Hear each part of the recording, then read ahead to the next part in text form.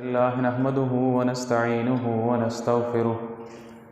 ونعوذ بالله من شرور أنفسنا ومن سيئات أعمالنا من يهده الله فلا مضل له ومن يضلله فلا هادي له وأشهد أن لا إله إلا الله وحده لا شريك له وأشهد أن محمدًا عبده ورسوله يا أيها الذين آمنوا اتقوا الله حق تقاته ولا تموتن إلا وأنتم مسلمون يا أيها الناس اتقوا ربكم الذي خلقكم من نفس واحدة وخلق منها زوجها وبث منهما رجالا كثيرا ونساء واتقوا الله الذي تساءلون به والأرحام إن الله كان عليكم رقيبا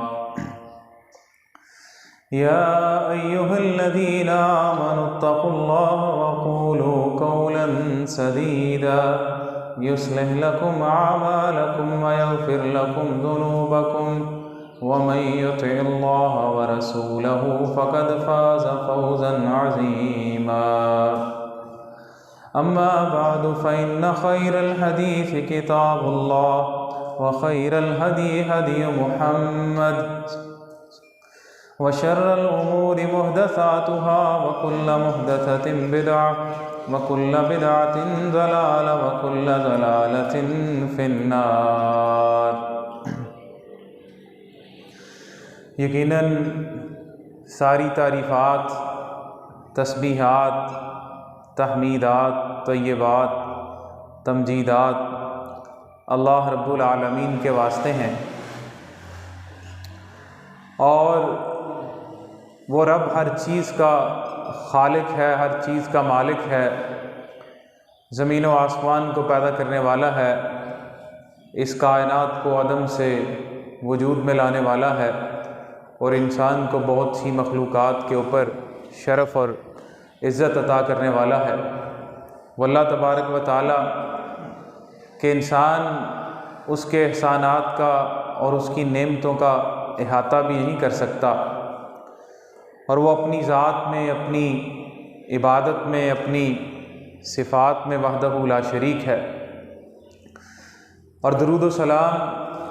نبی کائنات، نبی ہدایت، سید الانبیاء، سید المرسلین، خاتم النبیین محمد الرسول اللہ صلی اللہ علیہ وسلم کی ذات پہ، اور اسی طرح اللہ تبارک و تعالیٰ کی بے شمار رحمتیں ہوں، اللہ کی سلامتی ہو رسول اللہ صلی اللہ علیہ وسلم کے اصحاب پہ، آپ کی ازواج مطہرات پہ، امہات المومنین پہ۔ پچھلے 2 جمعوں سے ہم نے سیدنا معاویہ رضی اللہ تعالیٰ عنہ کا تذکرہ خیر کیا تھا، اور بات یہاں تک پہنچی تھی کہ معاویہ رضی اللہ تعالیٰ عنہ سیدنا علی رضی اللہ تعالیٰ عنہ کی شہادت ہو گئی۔ علی رضی اللہ تعالیٰ عنہ کے سیدنا معاویہ کے ساتھ اختلافات تھے، اور ان اختلافات کی نوعیت کیا تھی اس پہ بات ہوئی تھی۔ سیدنا علی رضی اللہ تعالیٰ عنہ شہید ہوئے، ان کو مظلومانہ طریقے سے شہید کر دیا گیا۔ معاویہ رضی اللہ تعالیٰ عنہ کو معلوم ہوا تو آپ کی آنکھوں سے آنسو نکل آئے۔ آپ کی بیوی کہنے لگی کہ آپ تو ان کے ساتھ، آپ کے اختلافات تھے، آپ لڑتے رہے ہیں، تو آپ کیوں رو رہے ہیں؟ معاویہ رضی اللہ تعالیٰ عنہ کہنے لگے کہ آج لوگوں کو معلوم نہیں ہے کہ علم و فضل اور فقہ کا ایک دروازہ دنیا سے بند ہو چکا ہے۔ علم کا، فضل کا اور فقہ کے ایک عہد کا اختتام ہو چکا ہے۔ سیدنا معاویہ رضی اللہ تعالیٰ عنہ زرار سدائی کو بلایا اور ان سے کہنے لگے کہ سیدنا علی کے اوصاف میرے سامنے بیان کریں آپ۔ انہوں نے بیان کیے سیدنا علی کے اوصاف، آپ کی شجاعت، آپ کا تقوی، آپ کا عفو درگزر، آپ کا حلم، آپ کی خشیت الہی بے شمار، اور آپ سر جھکا کے سنتے رہے اور کہنے لگے واللہ باخدا وہ انہی اوصاف کے متصف تھے۔ خیر سیدنا علی رضی اللہ تعالیٰ عنہ کی شہادت کے بعد سیدنا حسن رضی اللہ تعالیٰ عنہ، لوگوں نے ان کو خلیفہ منتخب کیا، اور حسن رضی اللہ تعالیٰ عنہ جو اختلافات ان کے والد حضرت علی کی حضرت معاویہ کے ساتھ تھے، وہی اختلافات ان کے بھی تھے، مسلمانوں کے وہی دو گروہ۔ لیکن حسن رضی اللہ تعالیٰ عنہ کا کردار تاریخ میں ایک ایسا لازوال کردار ہے جس نے امت مسلمہ کے اتحاد اور مسلمانوں کی قوت اور مسلمانوں کی جمعیت کو استحکام بخشا۔ مسلمانوں کے دو گروہ ایک بن گئے اور مسلمانوں کی جمعیت اور طاقت مستحکم ہو گئی۔ حسن رضی اللہ تعالیٰ عنہ نے وہ کام کیا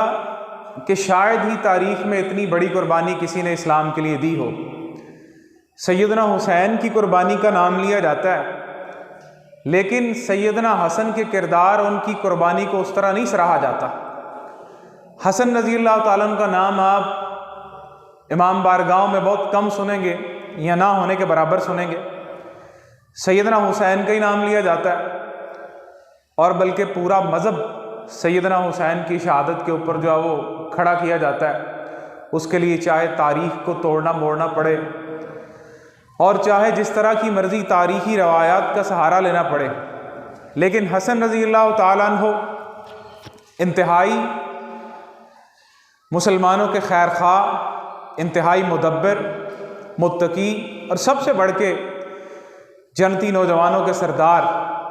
حسن رضی اللہ تعالیٰ عنہ کا کردار تاریخ میں ایک ایسا کردار ہے جس نے مسلمانوں کی تاریخ کو ایک نیا موڑ دیا، اور مسلمانوں کے آپس میں اختلافات، آپس کی لڑائی، آپس کا حسد، بغض، یہ سارا کچھ ختم ہو گئے۔ مسلمانوں کی قوت اور جمعیت جو ہے وہ مستحکم ہو گئی۔ حسن رضی اللہ تعالیٰ نے 6 ماہ تک آپ خلیفہ رہے، اور آپ کی خلافت جو ہے وہ خلافت راشدہ میں شمار ہوتی ہے، کیونکہ رسول اللہ صلی اللہ علیہ وسلم نے فرمایا تھا کہ میرے بعد 30 سال تک خلافت راشدہ رہے گی، 30 سال تک، اور یہ 29 سال اور 6 ماہ تک سیدنا علی کی شہادت ہوئی، اور باقی جو 6 ماہ تھے وہ سیدنا حسن کی خلافت تھی۔ اس کے بعد والے عمراء اور خلفاء تو تھے، لیکن ان کو خلافت راشدہ میں شمار نہیں کیا جاتا۔ سیدنا ابو بکر، عمر، عثمان، علی، اور 6 ماہ سیدنا حسن رضی اللہ تعالیٰ عنہ کے۔ سیدنا معاویہ رضی اللہ تعالیٰ عنہ کو پہلا مسلمانوں کا امیر سمجھا جاتا ہے کہ وہ رسول اللہ کے خلیفہ نہیں تھے، مسلمانوں کے امیر تھے، اور آپس میں ایک دوسرے کے پیچھے آنے کے اعتبار سے وہ خلفاء تھے۔ جیسے کہ نبی کریم صلی اللہ علیہ وسلم صحیح مسلم میں روایت آتی ہے، آپ نے کہا کہ میرے بعد خلفاء آئیں گے اور کثرت سے آئیں گے، پھر آپ نے کہا کہ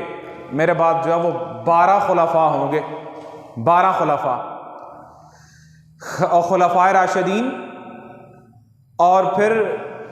باقی جو خلفاء ہیں جن میں عمر ابن عبدالعزیز رحمہ اللہ اور معاویہ رضی اللہ تعالیٰ عنہ کی، ان کو بھی جو اہل سنہ والجماعہ انہیں 12 خلفاء میں سمجھتے ہیں۔ وہ 12 خلفاء جو مسلمانوں کے خلیفہ اور مسلمانوں کے امیر ہوں گے۔ اب اس روایت کے ضمن میں رافضی لوگ یا شیعہ لوگ تو یہ بھی سمجھتے ہیں کہ ہمارے بھی 12 امام ہیں، حالانکہ یہاں 12 خلفاء اور 12 حاکموں کی بات ہو رہی ہے کہ جو مسلمانوں کے حاکم ہوں گے، مسلمانوں کے خلیفہ ہوں گے۔ آپ جن ائمہ کی وہ بات کرتے ہیں وہ مسلمانوں کے خلیفہ تو نہیں ہیں، وہ تو عام لوگ تھے مسلمانوں کے، وہ تو آل رسول میں سے پرہیزگار اور متقی لوگ تھے، وہ صاحب اقتدار تو کبھی بھی نہیں رہے، یا حکومت میں تو کبھی بھی نہیں آئے، اور 12ویں کی بات کریں تو 12واں تو ابھی تک دنیا میں اس کا ظہور ہی نہیں ہوا، اگرچہ وہ کہتے ہیں کہ دنیا میں آ چکے ہیں لیکن ابھی تک ظاہر نہیں ہوئے۔ تو ان خلفاء سے مراد وہ 12 خلفاء ہیں جو مسلمانوں کے حاکم رسول اللہ صلی اللہ علیہ وسلم نے کہا کہ وہ آئیں گے، مسلمانوں کے امیر اور مسلمانوں کے صاحب اقتدار لوگ۔ تو سیدنا حسن رضی اللہ تعالیٰ عنہ سیدنا علی رضی اللہ تعالیٰ عنہ کے برخلاف آپ کا رویہ جو ہے وہ الگ تھا۔ پہلے تو آپ نے بھی سیدنا معاویہ کے خلاف جنگ کی تیاری کی۔ صحیح مسلم میں روایت آتی ہے کہ اتنی بڑی جماعت لے کے نکلے سیدنا معاویہ کے خلاف کہ پہاڑوں جیسے دستے آپ کے ساتھ تھے، پہاڑوں جیسے دستے، اتنی بڑی جماعت۔ شام کی طرف نکلے، سیدنا معاویہ بھی نکلے، صحیح مسلم میں یہ روایت آتی۔ جب لوگوں نے یہ دیکھا، عمر بن عاص رضی اللہ تعالیٰ عنہ اور باقی کچھ لوگوں نے یہ دیکھا، انہوں نے کہا اگر یہ لوگ آپس میں لڑ پڑے تو یہ تو سارے ایک دوسرے کو مار دیں گے، اور بعد میں ان کے بیوی بچوں کا خیال رکھنے والا کون ہوگا۔ جنگ صفین میں بھی صلح کی جو پہل کی وہ سیدنا معاویہ نے کی، اور حسن رضی اللہ تعالیٰ عنہ کے ساتھ جب جنگ ہونے لگی تو تب بھی جو پہل کی وہ سیدنا معاویہ نے کی۔ عمر بن عاص رضی اللہ تعالیٰ عنہ، ان لوگوں نے مشورہ دیا کہ صلح کا پیغام بھیجنا چاہیے، اور سیدنا حسن رضی اللہ تعالیٰ عنہ جو ہیں ان کے ذہن میں بھی یہ بات تھی، اور بہت سارے ایسے اسباب تھے کہ لوگ دونوں جانب کے یہ چاہتے تھے کہ مسلمانوں کے درمیان صلح ہونی چاہیے۔ ایک تو حسن رضی اللہ تعالیٰ عنہ، عراق کے لوگ، کوفے کے لوگ ان کے کردار کو جان چکے تھے کہ ان لوگوں نے کتنی کو وفا جو ہے وہ کی ہے حضرت علی کے ساتھ، کہ میرے باپ کے ساتھ انہوں نے کیا کیا، کتنی وفاداری نبھائی۔ اور سب سے بڑا سبب جو صلح کا تھا حسن رضی اللہ تعالیٰ عنہ کے ذہن میں، وہ نبی کریم صلی اللہ علیہ وسلم کی یہ حدیث تھی۔ عبد الرحمن بن سمرہ رضی اللہ عنہ کو حضرت حسن نے کہا، عبد الرحمن بن سمرہ قریش کے تھے، وہ سیدنا حسن کے پاس کے اور صلح کا پیغام لے کے ان کو سمجھانے کے لیے۔ تو حسن رضی اللہ تعالیٰ عنہ نے کہا کہ نبی کریم صلی اللہ علیہ وسلم کی یہ حدیث ابو بکرہ رضی اللہ عنہ نے بیان کی کہ میرا یہ بیٹا سردار ہے، اور لعل اللہ ان یصلح بہ بین فئتین عظیمتین من المسلمین، کہ اللہ تعالیٰ میرے اس بیٹے حسن کی وجہ سے مسلمانوں کی دو بڑی جماعتوں میں صلح کروائے گا۔ یہ حدیث سب سے بڑی بات حضرت حسن کے ذہن میں جو تھی، جو نبی کریم صلی اللہ علیہ وسلم نے کہی تھی کہ میرا یہ بیٹا مسلمانوں کی دو عظیم جماعتوں کے درمیان صلح کروائے گا، حسن رضی اللہ تعالیٰ نے اتنی بڑی قربانی دی۔ انہوں نے صلح کی سیدنا معاویہ کے ساتھ، اور سیدنا معاویہ کو اقتدار ان کے حوالے کر دیا، اور اپنے آپ کو حکومت سے اور اقتدار سے الگ کر لیا۔ جب آپ خلیفہ بنے تو آپ نے عراق کے لوگوں سے بیعت کی، سیدنا حسن نے لوگوں سے کہا کہ لوگوں یہ بتاؤ کہ میں جس سے صلح کروں گا تم اس سے صلح کرو گے، جس سے میں جنگ کروں گا تم اس سے جنگ کرو گے۔ پہلے ہی لوگوں سے اس بات پہ بیعت لے چکے تھے، اور پھر حسن رضی اللہ تعالیٰ عنہ نے سیدنا معاویہ کے ساتھ صلح کی، اور پوری اسلامی دنیا کے واحد حکمران سیدنا معاویہ رضی اللہ تعالیٰ عنہ سے پھر سیدنا حسن کے ساتھ صلح ہوئی۔ صلح کی شرائط لکھی گئیں، یہ بات لکھی گئی کہ دونوں حکمران، دونوں طرف کی جماعتیں قرآن و سنت کی پابندی کریں گی، اس بات کے اوپر صلح کی جاتی ہے۔ یہ شرط لکھی گئی کہ ماضی میں جو کچھ ہوا اس کو بلا کے کسی کے خلاف انتقامی کارروائی نہیں کی جائے گی، اور سیدنا معاویہ نے نہیں کی انتقامی کارروائی۔ اس کے بعد صلح کی یہ بات لکھی گئی کہ سیدنا معاویہ سیدنا حسن کی زندگی کے اندر حادثاتی طور پہ یا ویسے وہ فوت ہو جاتے ہیں تو اس کے بعد مسلمان پھر حسن رضی اللہ تعالیٰ عنہ کو منتخب کر لیں گے۔ لیکن حسن رضی اللہ تعالیٰ عنہ نے اقتدار سے لا تعلقی کا اظہار کیا، اور اپنے آپ کو جو ہے وہ اللہ تبارک و تعالیٰ کی ذات کے لیے یوں وقف کیا، اور گوشہ نشینی کی صورت جو ہے وہ اختیار کر لی، اپنے آپ کو اقتدار سے بالکل الگ کر لیا۔ تاریخ کی یہ بات آج پوری مسلمان امت کے لیے بہت بڑا سبق ہے کہ ہم لوگ جس طرح کرسیوں کے پیچھے لڑ رہے ہیں، حسن رضی اللہ تعالیٰ عنہ نواسہ رسول، لوگوں نے بعد میں کہا، لوگ کہتے ہیں، نفیر حضرمی کہنے لگے حسن اب تو، لوگوں نے کہا کہ اب تو تمہارا دل کرتا ہوگا کہ خلافت تمہارے پاس ہو۔ حسن کہتے ہیں نہیں، کہتے ہیں اللہ واللہ، اللہ کی قسم، عرب کے سرکردہ لوگ میری مٹھی میں تھے، مسلمان عرب کے سرکردہ لوگ، بڑے بڑے زعماء سردار عرب کے میری مٹھی میں تھے، میں جس کے خلاف چاہتا ان کو لڑوا دیتا، جس کے خلاف میں چاہتا، جس سے میں صلح کرتا وہ صلح کرتے، جس سے میں جنگ کرتا وہ اس کے ساتھ جنگ کرتے، میں نے تو اللہ کے لیے یہ خلافت اور یہ اقتدار چھوڑا ہے۔ اسلامی دنیا کی خلافت وہ چھوڑی ہے میں نے تو رسول اللہ صلی اللہ علیہ وسلم کی حدیث کی وجہ سے چھوڑی ہے، اور تم مجھے کہتے ہو کہ تمہارا دل کرتا ہے کہ تمہیں اقتدار واپس مل جائے۔ نبی کریم صلی اللہ علیہ وسلم نے فرمایا کہ آپ نے کہا یہ مسلمانوں کے جو ادوار ہیں، پہلا دور یہ نبوت کا ہے، نبوت، اور پھر خلافت ہوگی علی منہاج النبوہ، خلفائے راشدین آئیں گے، نبوت کی طرح کا دور حکومت آئے گا، پھر آپ نے کہا خلافت کے بعد امارتم و رحمہ، وہ امارت آئے گی جس میں رحمت شامل ہوگی۔ پھر آپ نے کہا کہ پھر اس کے بعد ایسے حکمران آئیں گے جو جابر حکمران آئیں گے، ایک دوسرے کو کاٹ کھانے والے، کرسیوں کی خاطر لڑنے والے، اور گدھوں اور کھوتوں کی طرح کرسیوں کی خاطر ایک دوسرے کو دلتیاں مارنے والے۔ آپ دیکھیں ہم جس، اور اس کے بعد آپ نے کہا آخر میں پھر خلافت آئے گی، آخر میں قرب قیامت پھر خلافت آئے گی مسلمانوں کی، نبوت کے منہج کے اوپر ہی۔ ہم جس دور میں رہ رہے ہیں وہ جبر کا دور ہے، جس میں حکمران، جس میں امراء ایک دوسرے کی ٹانگیں کھینچنے والے، لوگوں پہ ظلم کرنے والے۔ آپ دیکھیں نا، اس سے بڑھ کے ظلم کیا ہے لوگوں کے ساتھ، کہ جو ظلم آج امت مسلمہ کے ساتھ ہو رہا ہے۔ تو سیدنا حسن رضی اللہ تعالیٰ عنہ کی سیرت ہمیں یہ درس دیتی ہے، ہمیں یہ بات سیدنا حسن رضی اللہ تعالیٰ نے سمجھائی کہ لوگ اپنے اقتدار کے لیے نہیں، اپنی اناؤں کی اور مسلمانوں کے استحکام کی، امت مسلمہ کے استحکام اور ملت کے استحکام کے لیے کوشش کریں۔ لوگ اقتدار کے لیے، آپ یہ ساری لڑائی، ہمارے ملک میں ساری لڑائی کس چیز کی ہے؟ اقتدار کی لڑائی ہے، اپنی ذاتی اور انتقامی سیاست ہے، اپنی انا ہے، کوئی ایک بندہ بھی قربانی دینے کے لیے تیار نہیں ہے۔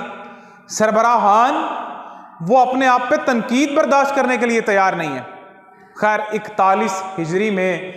حسن رضی اللہ تعالیٰ عنہ کا بعد میں بڑا اچھا تعلق سیدنا معاویہ رضی اللہ تعالیٰ عنہ کے ساتھ رہا۔ ہر سال سیدنا معاویہ حسن و حسین کو 1 لاکھ درہم جو ہے وہ عطیہ بھیجا کرتے تھے۔ آج تو لوگ کہتے ہیں نا کہ وہ جی ان کا اختلاف اس قدر تھا کہ سیدنا معاویہ ان کے دور میں ممبروں، بنو امیہ کے ممبروں کے اوپر سیدنا علی کو گالیاں نکالی جاتی رہی ہیں۔ رافضی لوگ اور شیعہ لوگ اور سنیوں کے روپ میں آپ دیکھیں سوشل میڈیا پہ بیٹھ کے یہ انجینئر جیسے لوگ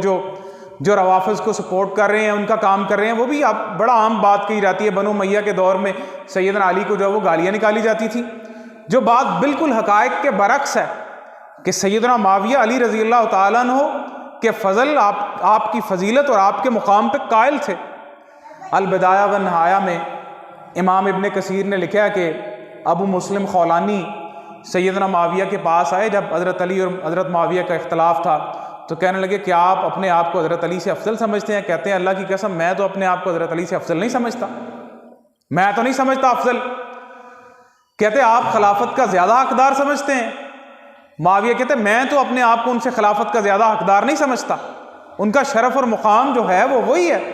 میرا تو ان کے ساتھ جو اختلاف ہے وہ سیدنا عثمان کے خون کا بدلہ لینے میں، اور تو میرا کوئی اختلاف نہیں ان کے ساتھ۔ تو سیدنا معاویہ کی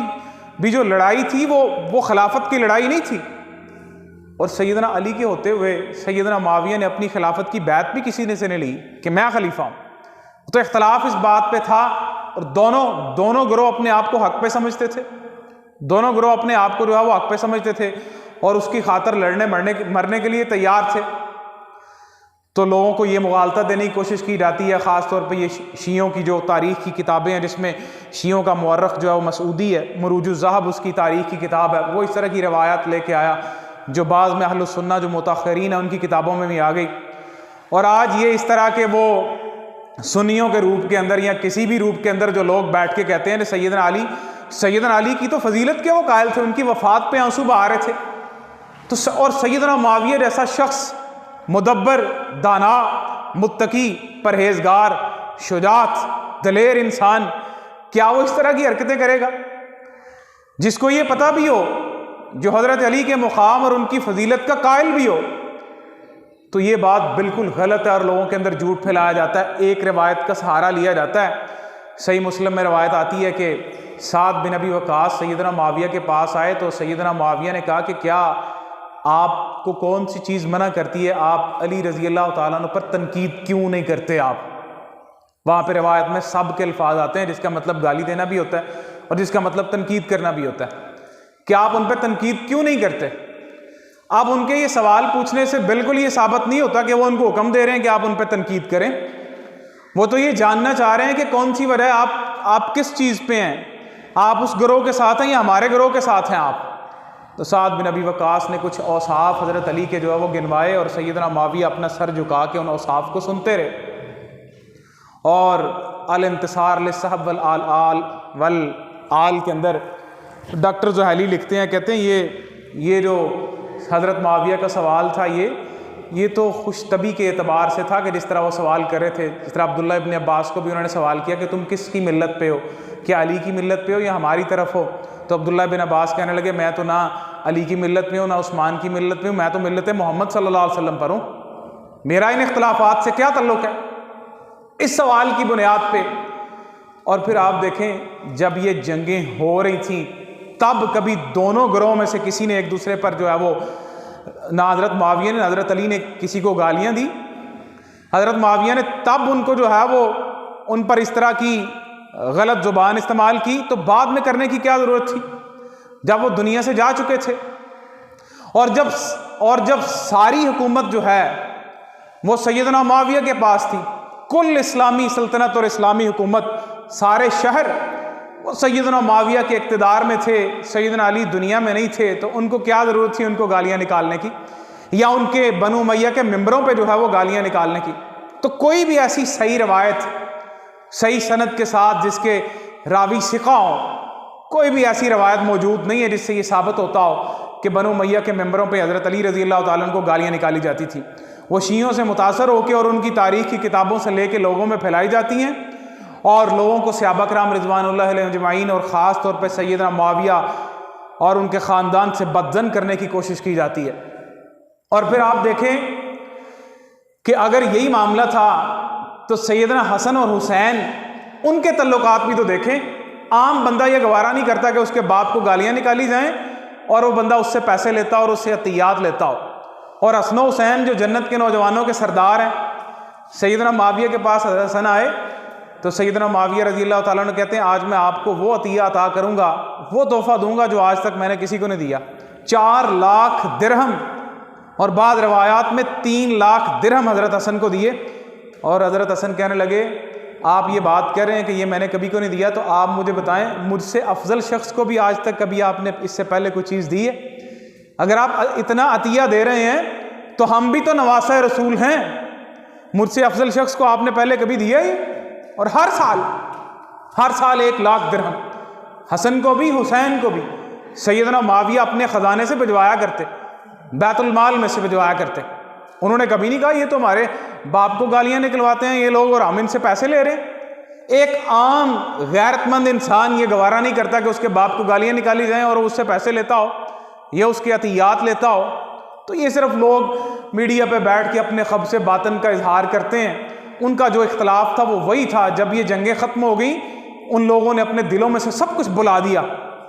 اور جتنے لوگ وہ صفین میں شامل تھے عراق کے، جب انہوں نے سیدنا معاویہ کی بیعت کر لی تو پچھلا سارا کچھ تو بلا دیا انہوں نے۔ جب سیدنا علی دنیا میں نہیں رہے اور سیدنا معاویہ رضی اللہ تعالیٰ عنہ کل اسلامی دنیا کے حاکم تھے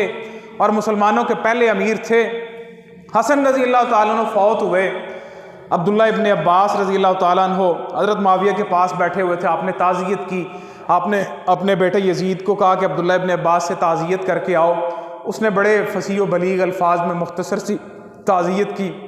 عبداللہ بن عباس سے تعزیت کی۔ سیدنا معاویہ نے کہا کہ اللہ تبارک و تعالیٰ آپ کو صبر عطا کرے اور حسن کا غم جو ہے وہ آپ کو نہ کھائے، اللہ وہ غم جو ہے وہ آپ پہ نہ ڈالے۔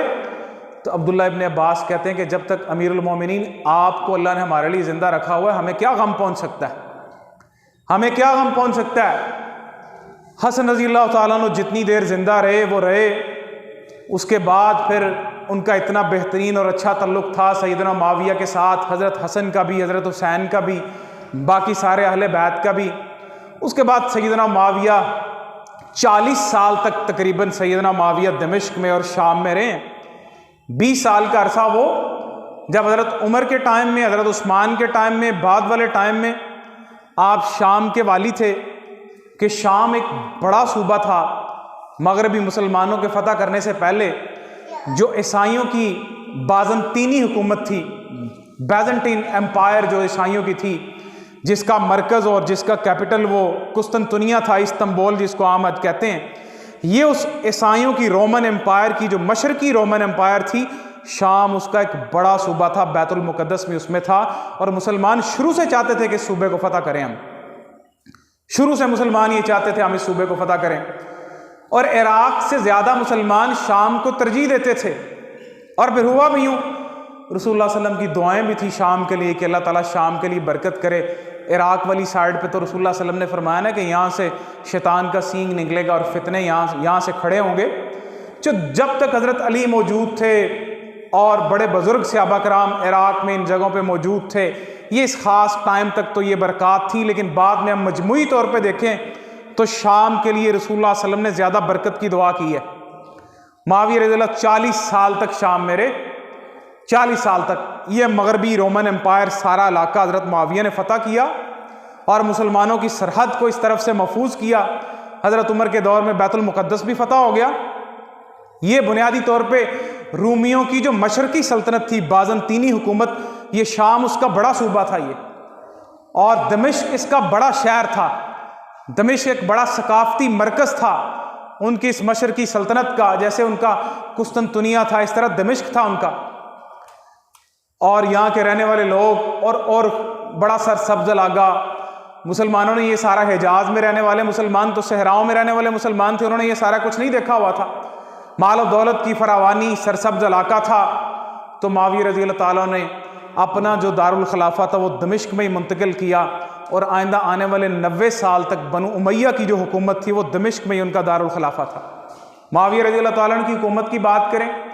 آپ کی ذاتی صفات کی بات کریں، آپ انتہائی صبر والے، انتہائی تحمل والے، انتہائی عفو درگزر سے کام لینے والے، انتہائی مدبر، انتہائی سیاستدان۔ اور جب آپ کی حکومت تھی، اگرچہ وہ خلافت راشدہ نہیں تھی، لیکن وہ سارے خلافت راشدہ والے پیرامیٹر پورے کرنے کی کوشش کرتے تھے۔ ابن تیمیہ رحمہ اللہ لکھتے ہیں، اور ان کی حکومت بالکل انہی پیرامیٹرز کے اوپر تھی، اور ان کی کوشش یہ ہوتی تھی کہ ابو بکر، عثمان اور ان لوگوں کو، ابو بکر، عمر، عثمان، ان لوگوں کے نقش قدم پہ چلا جائے، ان لوگوں کے نقش قدم پہ جو ہے وہ چلا جائے، اور اس طرح کی حکومت کی رائے، جس طرح ان کی شورا تھی، آپ کی شورا تھی، ہر بندے کو جو ہے وہ اپنی رائے کے اظہار کا کھلا موقع جو ہے ملتا تھا، لوگ بڑی کھلی تنقید کیا کرتے تھے ان کے اوپر۔ ابو مسلم خولانی بڑے متقی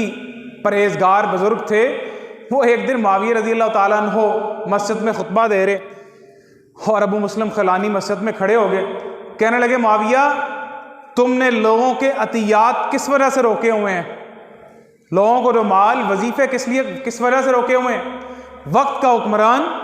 64-65 لاکھ مربع میل پہ اس کی حکومت ہے، اور آگے سے بندہ اٹھ کے کھڑا ہو کے جمعے میں کہہ رہا ہے، خطبے کے اندر کہہ رہا ہے کہ تم نے کس وجہ سے روکے ہیں یہ مال؟ نہ تمہارے باپ نے کمایا، نہ تمہاری ماں نے کمایا، تم نے کس وجہ سے روکے ہوئے ہیں یہ؟ معاویہ رضی اللہ بڑے غصے میں آ گئے، ممبر سے نیچے اترے، گھر گئے اور غسل کر کے واپس آئے۔ لوگوں نے پوچھا کیا ہوا، آپ مطلب غسل کر کے واپس آ گئے؟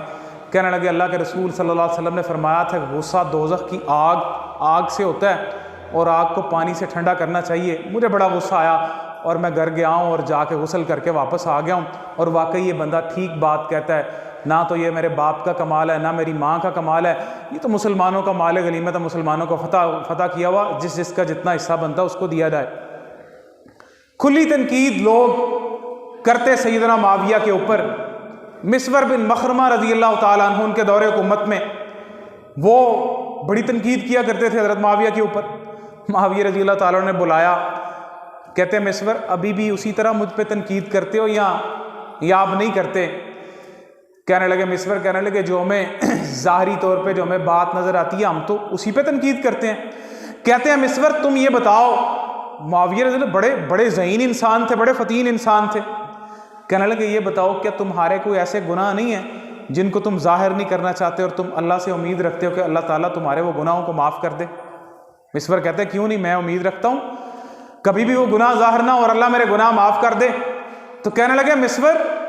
پھر یہ جو معافی کی امید ہے تمہیں تو ہے، تو مجھے امید کیوں نہیں ہے جو میری خطائیں ہیں؟ پھر اللہ مجھے کیوں نہیں معاف کرے گا؟ پھر کہنے لگے مسور میں تو رعایا کا حکمران ہوں، میں اور تم لوگوں سے زیادہ ان کے لیے مفید ہوں، میری وجہ سے ان لوگوں کو اللہ زیادہ فائدہ پہنچاتا ہے۔ آپ کا تعلق بنو ہاشم کے ساتھ، بنو ہاشم کے لوگوں کو آپ زیادہ خیال رکھا کرتے تھے، نبی کریم صلی اللہ علیہ وسلم کے خاندان کا، بنو ہاشم کا عطیات وظائف ان کو زیادہ دیا کرتے تھے۔ معاویہ رضی اللہ عنہ سے پوچھا گیا کہ بنو امیہ زیادہ افضل ہیں یا بنو ہاشم؟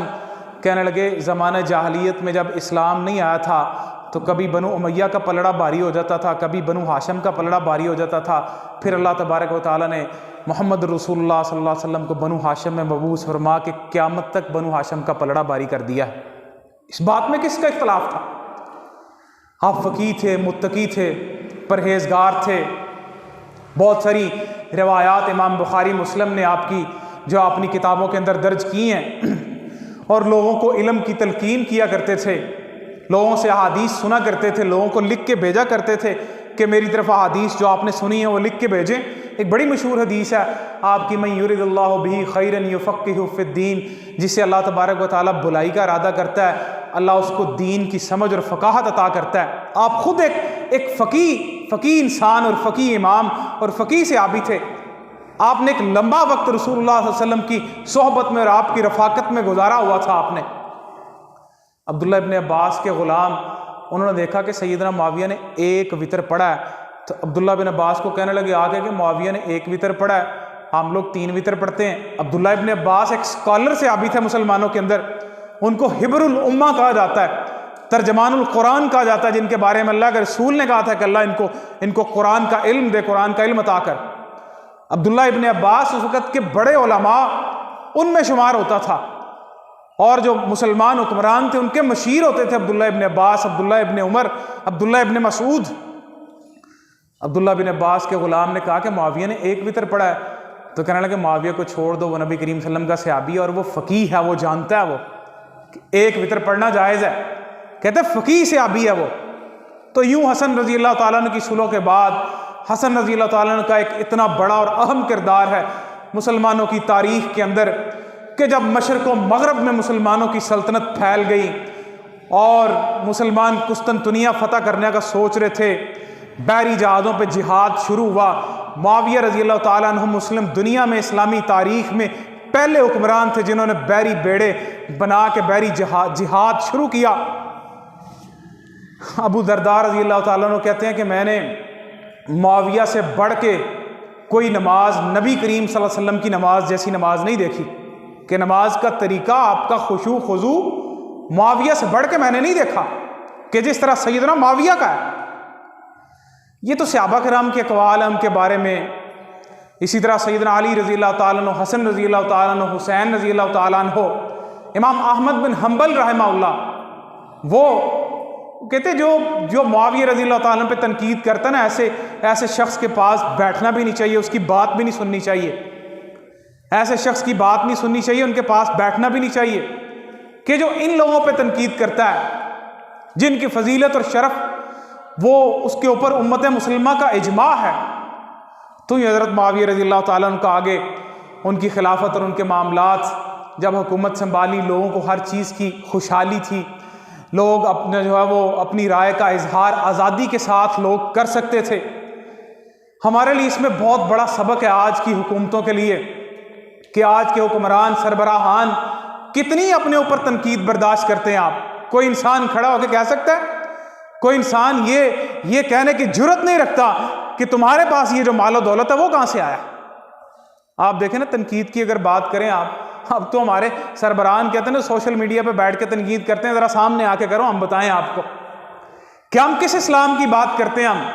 کون سا اسلام ہے، ہماری تاریخ کیا کہتی ہے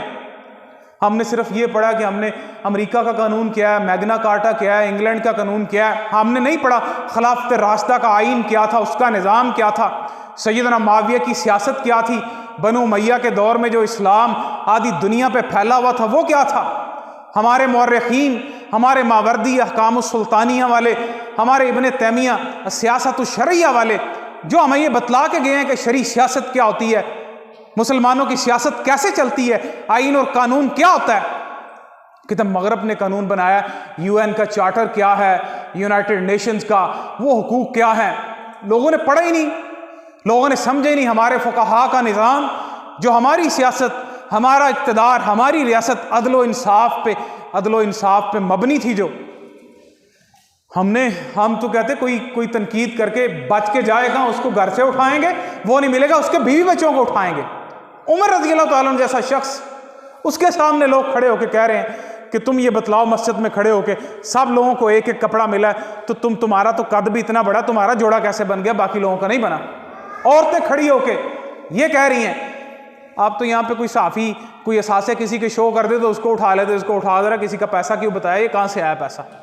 کسی کو کہنے کا حق نہیں۔ سیاست ساری ذاتی انتقامات پہ چل رہی ہے۔ تاریخ لوگوں کی، قوموں کا حافظہ ہوتا ہے تاریخ، یہ ہماری روشن تاریخ ہے، تاریخ کے باب ہیں۔ قسطنطنیہ میں جو موجودہ استنبول ہے، رومی عیسائی بادشاہ نے ایک مسلمان کو بلایا اور اس کے دربار میں ایک پادری نے مسلمان تاجر تھا، اس کو تھپڑ مارا۔ معاویہ رضی اللہ تعالیٰ کے دربار میں آ گیا مسلمان، واپس بحری سفر کر کے واپس آ کے تو اس نے حضرت معاویہ کو بتلایا کہ میں وہاں پہ گیا تھا اور رومی دربار میں مجھے تھپڑ پڑا تھا۔ معاویہ رضی اللہ تعالیٰ نے کہا تم واپس جاؤ، تحفے تحائف لے کے جاؤ، بادشاہ کو بھی دو، اس کے درباریوں کو بھی دو، اور جس نے تمہیں تھپڑ مارا تھا اس کو نہیں دینا۔ باقی سب کو تحفے دیے، اس کو نہیں دیا۔ وہ بڑا پریشان ہوا، کہنے لگا اچھا، کہتا سب کو تم نے تحفے دیے ہیں، مجھے تو نہیں تحفہ تم نے دیا۔ کہتا اچھا، کہتا مجھے بڑا احساس ہے، تم ایسا کرو کہ میں مسلمان ہوں، میں کہتا ہوں کہیں لوگ مجھے یہاں پہ پکڑ نہ لیں، تو بہت سارے اس کو تحفے سارا کچھ دیا۔ کوئی بھی معاملہ ہو اس کے ساتھ بڑے اچھے تعلق بنائے اور باتوں میں لگا کے حضرت معاویہ کے منصوبے کے مطابق اس کو شام میں دمشق میں لے آیا۔ اور وہی بندہ چند ماہ بعد جس نے ایک مسلمان کو تھپڑ مارا تھا، ہتھ کڑیوں میں جکڑا ہوا حضرت معاویہ کے سامنے کھڑا ہوا۔ اس بندے کو بلا لیا گیا، کیا یہی پادری ہے؟ ہاں، اس کو بدلا لو، اس کو تھپڑ مارو۔ اس نے تھپڑ مارا، اس کو واپس بھیج دیا کہ مسلمان حکمران، ایک فرد، صرف ایک فرد، اور دنیا کی بڑی طاقت رومیوں کی، اس کو تھپڑ پڑا۔ اور یہاں پہ ہمارا جرنیل خود لکھتا ہے کہ ہم نے ڈالر لے کے یہاں پہ لوگوں کو اٹھوایا اور بے گناہ لوگوں کو، وہ خود لکھتا ہے، وہ امریکن جرنلسٹ لکھتے ہیں، کہتے ہیں گوانتانامو بے میں ساری دنیا میں جتنے قیدی وہاں پہ تھے، سب سے زیادہ قیدی وہ تھے جو ہم نے کراچی سے اٹھائے تھے۔ امریکن جرنلسٹ کہتے ہیں سب سے زیادہ قیدی وہ تھے جو ہم نے پاکستان کے شہر کراچی سے اٹھائے تھے، گوانتانامو بے میں جتنے قیدی تھے، پیسے لے لے کے۔ تو حکمران کی یہ ذمہ داری ہوتی ہے، حکمران کی کیا ذمہ داریاں ہوتی ہیں، خلیفہ کی کیا ذمہ داریاں ہوتی ہیں، اور رعایا کی کیا ذمہ داریاں ہوتی ہیں۔ اس پہ انشاءاللہ ہم اگلے جمعۃ المبارک میں بات کریں گے کہ ایک مسلمان حکمران، ایک خلیفہ، ایک امیر، اس کی کیا ذمہ داریاں ہیں اور لوگوں کی اس کے اوپر کیا حقوق ہیں، اس کے کیا حقوق ہیں۔ اللہ تبارک و تعالیٰ سمجھنے کی توفیق عطا فرمائے۔ وآخر دعوانا الحمد للہ رب العالمین۔